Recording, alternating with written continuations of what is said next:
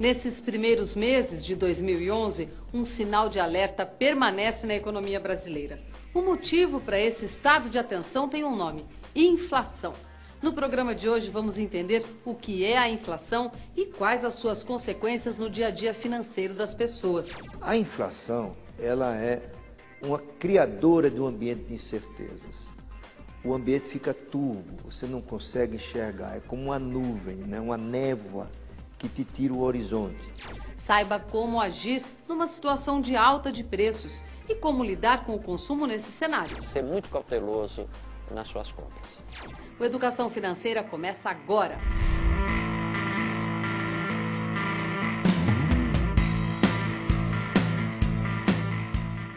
Falar em inflação no Brasil é como citar um fantasma que assombrou todo mundo que já tem mais de 30 anos. A simples citação da palavra gera arrepios. Já para outros brasileiros que se acostumaram com a estabilidade da economia, a inflação é, na prática, uma ilustre desconhecida. Mais recentemente, esse fantasma anda fazendo breves aparições por aqui. Ele vem na forma de um aumento que persiste no preço de vários produtos. O petróleo, por exemplo, é sempre alvo de interesse e observação não só no Brasil, mas no mundo inteiro. E você tem ouvido falar de inflação? Já notou alguma diferença no seu orçamento? A inflação é horrível e parece que está começando já, porque já está começando tudo mais caro. Eu já estou pagando tudo mais caro, remédio mais caro, alimentação mais cara. Ela vai subindo lentamente, mas aí a gente vê combustível subindo, táxi subindo. E, enfim, meu salário tem 2 anos que eu não vejo aumento. Eu acho que a vida está mais cara. Não vejo nada com o mesmo preço. A maioria dos produtos está aumentando. O preço da carne, né? Está disparado.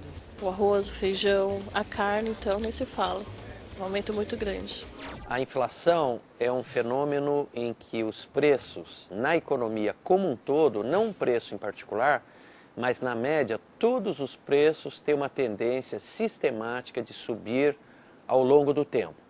Então, no momento atual, a inflação no Brasil ela está rodando num patamar de 6% ao ano. Isso significa que, em média, a maioria desses preços subiu no ano 6%.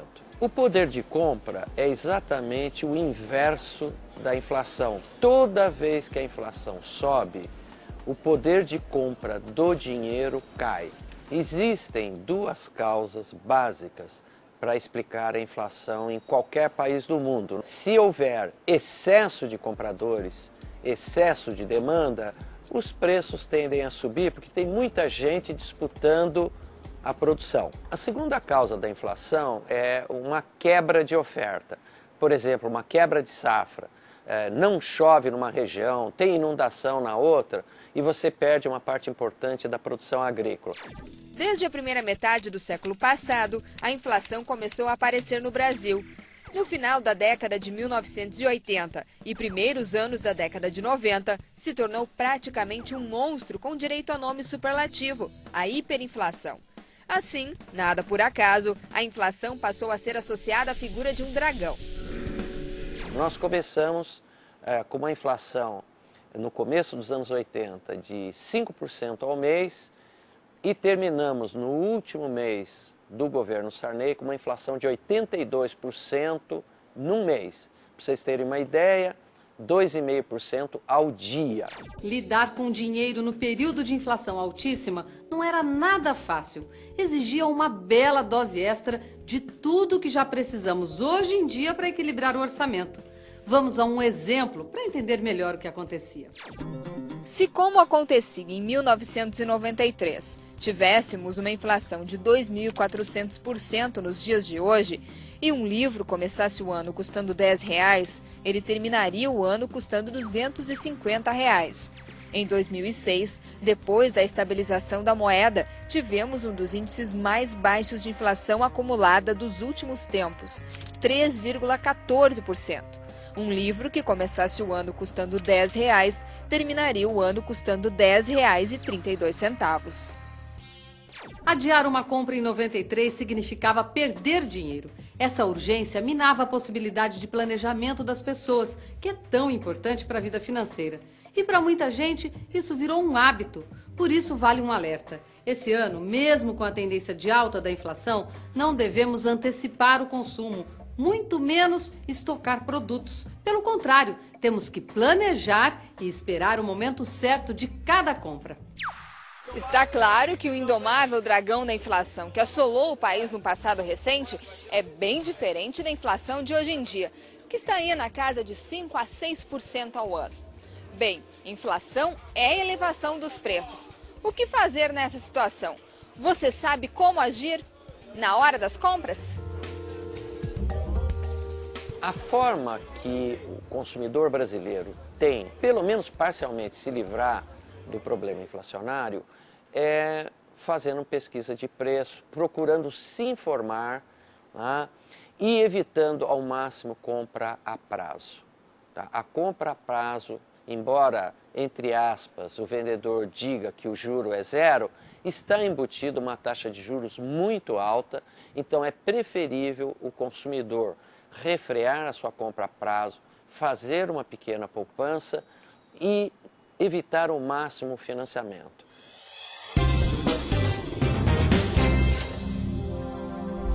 É importante lembrar que quando a inflação aumenta, os juros também sobem. Isso nos dá motivos em dobro para poupar dinheiro, receber rendimentos proporcionais às altas e estar precavido para as incertezas no futuro. Agora vamos testar seus conhecimentos sobre o nosso tema de hoje. Qual desses itens você acha que afeta mais o salário? Alternativa A, a inflação mensal. B, a elevação dos juros. Ou, opção C, o reajuste anual. A resposta depois do intervalo. Até já.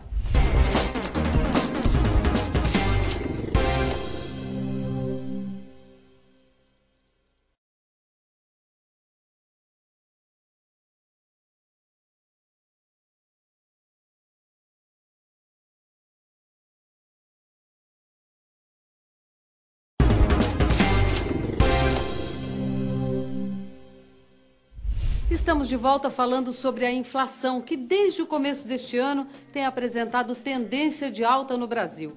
Isso faz com que a gente tenha que adotar certas estratégias para driblar o aumento de preços. Agora vamos à resposta do teste de bolso.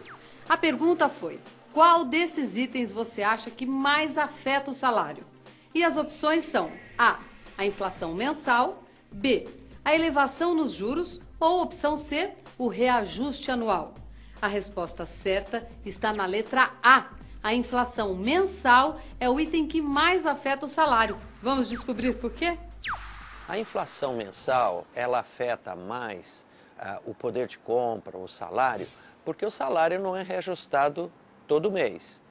Na melhor das hipóteses, uma vez por ano. E o preço está sendo reajustado no dia a dia. Então, obviamente, a inflação do mês é decisiva para determinar aquilo que a gente vai poder comprar a hora que receber o salário, a hora que tiver que fazer uma compra, você vai sentir isso na pele diretamente na hora que você chegar no teu ponto de compra.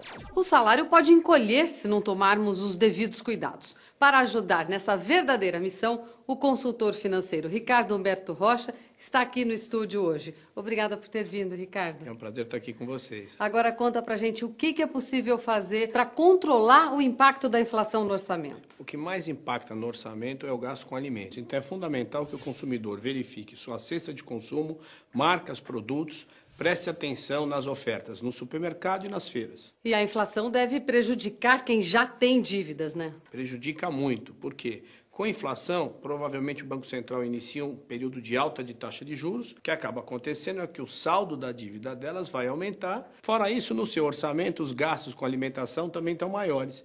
Então, sem dúvida, os endividados são os mais afetados nesse momento de alta inflacionária. E quais são as contas mais afetadas pela inflação? Além dos gastos com alimento, aluguéis, né, e prestação de serviço, escola, telefone, luz, água. E isso é ruim porque são gastos que as pessoas não têm como evitar, né? Você é pego de calça curta.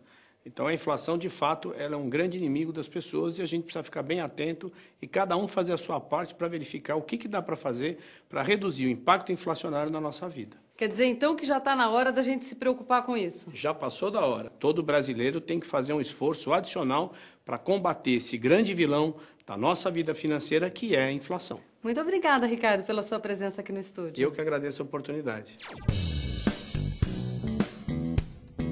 Bancário aposentado, Lourenço anda de olho no aumento dos preços. Quando a mulher Isabel volta do supermercado, fica evidente que os alimentos, frutas ou verduras, estão cada vez mais caros. A gente sempre leva as coisas mais ou menos controladas, mas a gente percebe que está ficando, o orçamento está ficando mais apertado. Então isso é uma realidade. Temos receio, sim, de que ela volte, que a inflação volte, porque a vida passa a não ficar mais estável. Preocupante. Você já deve ter ouvido no noticiário informações sobre as metas de inflação ou sobre a política de controle da inflação pelo Banco Central por meio do aumento da taxa de juros. E o que dizer sobre IPCA, IGPM, Selic? Hora de entender melhor esses assuntos e siglas que estão longe de serem coisas só para economistas. Vamos lá. IGPM, IPA, INPC, IPCA, INCC, CUB. Todas essas siglas nomeiam índices que medem a inflação de diferentes formas. Um índice desse tipo mede a variação dos preços de determinados itens que têm representatividade no orçamento das famílias. A partir deles, é possível saber quanto a sua renda deveria aumentar para você manter o poder de compra, ou seja, continuar consumindo as mesmas coisas sem sentir no bolso. O IPCA, sigla de Índice Nacional de Preços ao Consumidor Amplo, é um índice oficial da inflação no Brasil, calculado pelo IBGE.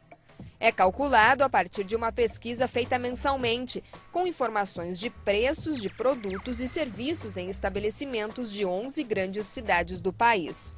Os itens pesquisados constituem os gastos de famílias brasileiras com renda de 1 a 40 salários mínimos. Então, o IBGE produz dois índices de preços ao consumidor. O INPC, que é o Índice Nacional de Preços ao Consumidor, e o IPCA. Qual é a diferença? O INPC vai trabalhar com as famílias de baixa renda. Ele vai pegar o consumo das famílias de baixa renda. Então, o gasto relativo a essas famílias. Vai de 1 a 6 salários mínimos. O IPCA de 1 a 40. O IPCA é utilizado pelo governo brasileiro para analisar o cumprimento das metas de inflação e para a tomada de decisões sobre a taxa Selic. Mas o que são mesmo as metas de inflação? O Conselho Monetário Nacional é composto pelo ministro da Fazenda, o ministro do Planejamento e o presidente do Banco Central. Então eles se reúnem, normalmente, desde 99, a reunião acontece em junho, e em junho eles informam qual é que vai ser a meta da inflação para daqui a 2 anos e meio à frente. Ou seja, em junho desse ano eles vão informar qual é a meta para a inflação para o final de 2013.